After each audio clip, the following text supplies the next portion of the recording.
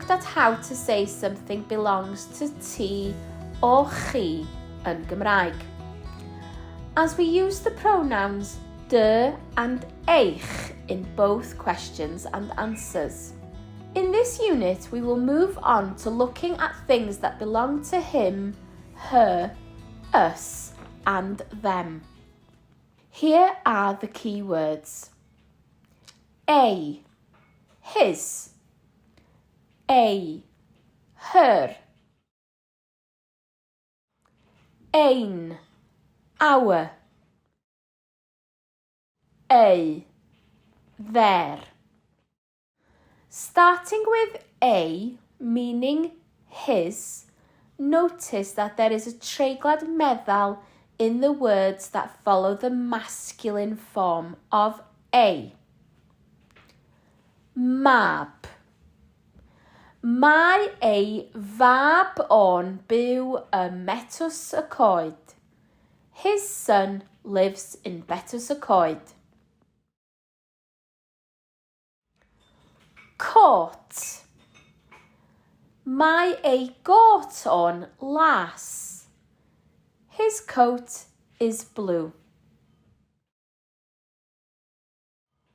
Blanced. Mae ei flanced o'n wyrdd. His blanket is green.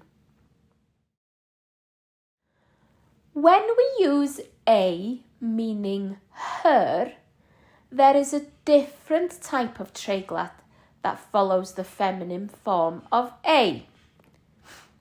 The treiglad llais. Tad. Mae ei thad hi'n dod o Lanfair. Her father comes from Llanfair.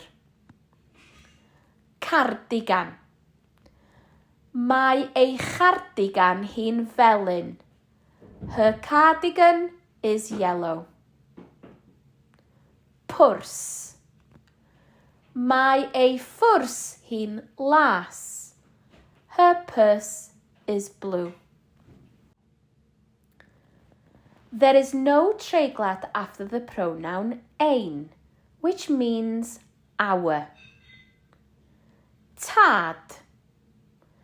Mae ein tad ni'n dod o Ddolgellau. Our father comes from Dolgellau. Cotiau.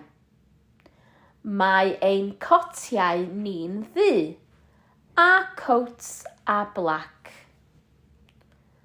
Pensiliau. Mae ein pensiliau ni'n lliwgar. Our pencils are colourful. There is no treiglad after the pronoun ei, which means there, either. Mab. Mae ei mab nhw'n byw yng Nghaernarfon.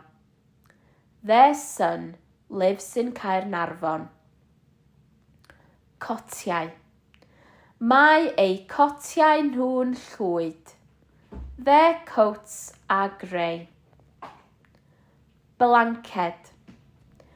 Mae ei blancedi nhw'n frown a hufen.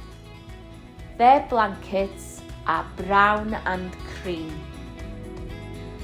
Come back to this video anytime you need to revise the new pronouns. Amdani.